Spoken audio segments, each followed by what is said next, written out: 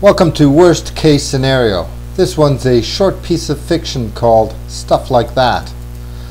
Coat racks. That was Stig talking. What? That was me. Coat racks. Stig was adamant. We can sell them as coat racks. Sell what as coat racks? Stig was always trying to sell something as something else. The old hydro poles by the CN line. Hydro poles? They'd make pretty big coat racks, I said. Not the whole thing. We take the cross pieces with all the insulators, turn them sideways, and mount them on a wall. $200 easy. We sell loose insulators for $20 a pop down in the city, and add $5 if it's still got a peg poked up its ass. Stig had his thinking look on his face. You know, we could roll up the wire, 'cause there must be all copper inside 'em. What? What, nothing. For once, Stig's idea wasn't so stupid. He was right about the wires.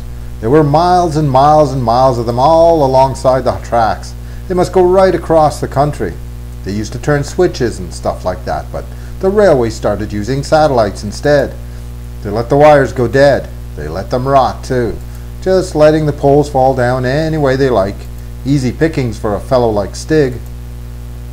He's right about everything else too. I've seen myself how much people charge for old glass. That wasn't even in the city. I thought his coat rack idea could work. Slap on a bit of paint or call it rustic. Some will pay good money for stuff like that. That's how Stig got me out on snowmobile. I followed him way the hell back off the trail. I pulled a bobsled. Better, he said, for the cross pieces. He had an ordinary box sled. Said he'd toss the loose insulators in there. He said he'd already found the spot. We just had to follow his old tracks. The spot was perfect, he said, because none of the poles had fallen down along that stretch. They're still fresh, he said. He was right about that too. There was a whole long straight row of poles and none of them were down. All the insulators looked ripe for picking. All the wires still strung between them all the way down the stretch. You sure they're dead? I asked. Stig ignored me. We had 2 chainsaws with us, but Stig wanted to make the first cut. I didn't care. He said he wanted to do it just right. So we left the snow machines down the line where the bushes would keep the CN folks from seeing them. We walked in. Stig picked the pole just about in the middle and started up his saw.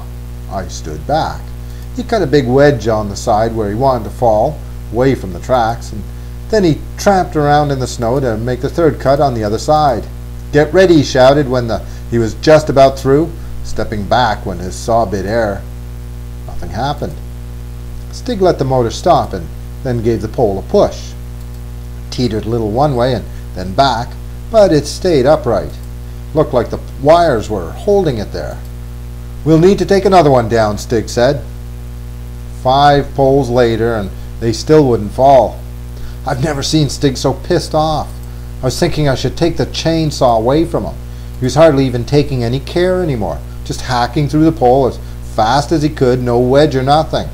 When it wouldn't go down, he just cursed it and stamped to the next, attacking it like all the others. I was glad when his saw ran out of gas and sputtered off by itself. He cursed that too, and it looked like he was going to throw it. But something caught his eye, and he just cursed that instead.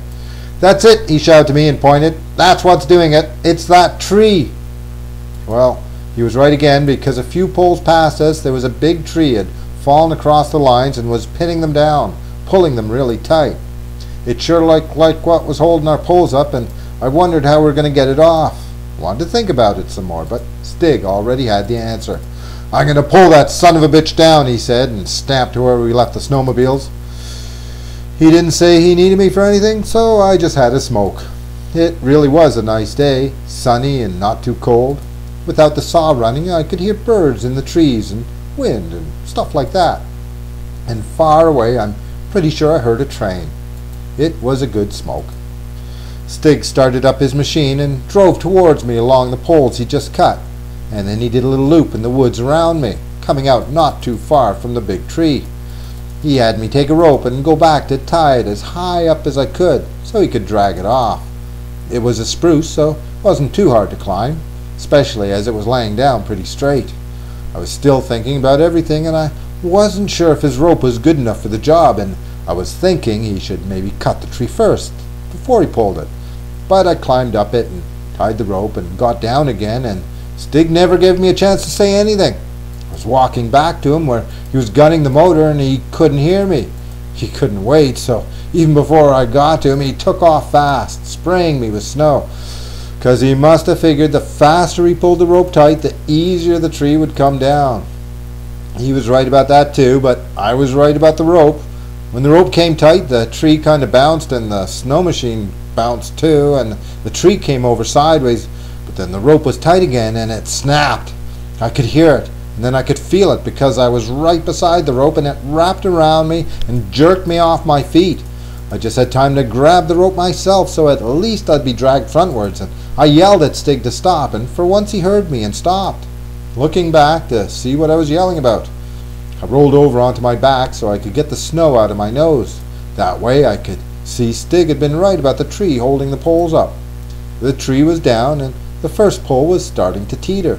First one way, and then the other, and then it started to fall. The second pole was right beside me, and I knew where it was going to come down. "Go on, drive," I yelled. "Go on, man." Stig couldn't hear me, though, because suddenly there was this train running alongside us and blowing its horn. Stig must have seen the poles coming down anyway, because he booted it, jerking me on the end of the rope and dragging me backwards. First I was too busy to notice anything else happening, because I was watching one pole after the other slam down right behind me, the coat racks pounding themselves deep into the snow, right where it had been seconds before. But then I saw these faces staring out at me from the train windows.